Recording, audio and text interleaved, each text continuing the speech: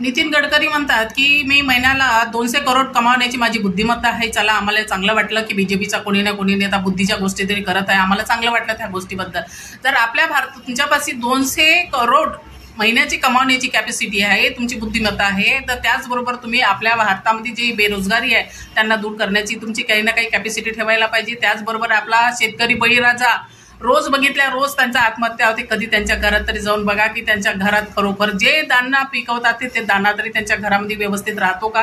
ते खरोखर भाकर चटणी सोबतच खातात की कधी त्यांच्यापाशी प्रत्येक हर रंग वेगवेगळ्या प्रकारच्या भाज्या असतात हे तरी बघून घ्यायला पाहिजे. त्याचबरोबर आपल्या जवानाची काय स्थिती आहे ते पण लपलेली नाही. त्याबरोबर जर बघितलं तर आज भुकपुरी शाळा जेव्हा उद्ध्वस्त होत आहे तर त्या सरकारी शाळा चालू करून द्या. एखादे तुमचंही नाव त्यामध्ये राहील. पंजाबचे बाढपीडितासाठी तुम्ही काय केलेलं आहे ते तर पंजाबच्या बाढपीडितासाठी किती नेत्यांनी पैसे दिलेले आहे, त्याचबरोबर किती लोकांनी मदत केलेली आहे. तर नेत्यांनी तर मदत करणं सोडा आणि त्यामधून जे बावा लोक राहतात ते जे लोकांना विविध मार्गांनी काहीतरी त्यांचे मन खराब करण्याचा प्रयत्न करतात, त्याचबरोबर देशामध्ये अशांतता पसरवतात. तर त्या बाबा लोकांमधून कोणतरी जाऊन बाढपीडितासाठी काहीतरी केलेलं आहे का?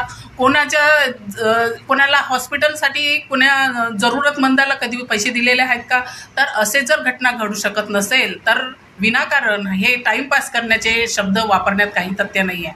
आता जर एथेनॉल जो ऑइल आहे ते तयार करण्यासाठी कमीत कमी पाण्याचा वापर जो होतो तो म्हणजे 2862 लिटर, असं म्हणजे 1 लिटर एथेनॉल तयार करण्याला पाणी लागतं. आणि ग्रामीण भागात जर बघितलं तर बाया गुंड घेऊ बिचाऱ्या किती दुरून पाणी आणतात, ते अस्वच्छ पाणी. ग्रामीण भागातल्या स्त्रिया दुरून पाणी आणतात, ते पण गढूळ पाणी पिण्यायोग्यही नसतं. पिण्यायोग्य तर खूप दूरची गोष्ट आहे, कमीत कमी आपण त्याच्याने हातपाय सुद्धा धुवू शकत नाही. आणि 1 लिटरमध्ये जर 1 लिटर एथेनॉल ऑइल तयार करण्यासाठी 2862 लिटर जर पाणी खर्च होत असेल, याचा निश्चितच म्हणजे काही आहे तर तुम्ही काही ना काही राजेशाहीचा फायदा घेऊन राहिला आहे. जे तुम्हाला पद मिळालेलं आहे त्याचा फायदा घेत आहे. आता एक तुमचं तरी बाहेर निघालं आहे, बाकीच्या लोकांनीच तर कितीकच अंदरुनी बर्बादी केली असेल तर त्याचा अंदाजही नाही असेल. तर निश्चितच तुम्हाला जर जनतेनं तिथं निवडून दिलेलं आहे तर त्याचा फायदा घ्या. जनतेची एवढी पिळवणूक करू नका की जेणेकरून आपला भारत जो आहे, जो सर्व धर्म समभाव हा शिकवण देतो, तर ह्या भारत रोडवर यायला पाहिजे नाही नेपाळसारखा. तर ही स्थिती नेत्यांनी समजून घेणं फार गरजेचं आहे. त्याचबरोबर एक आपला नेता म्हणून बाजूला ठेवून एक चांगला नागरिक बनण्याचा तरी प्रयत्न करा.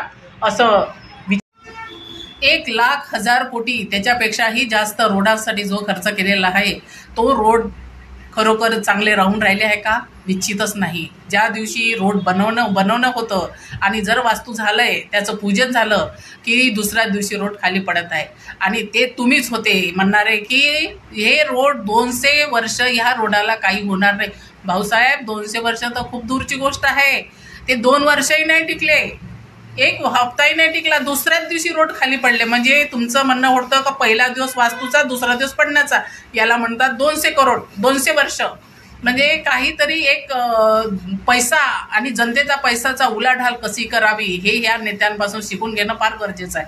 इतकं म्हणजे मनमोज पैकी पैसा उडवतात की त्याचा हद्द नाही आहे आणि इतकं अमाप पैसा जमा करतात की त्याची हद्द नाही आहे.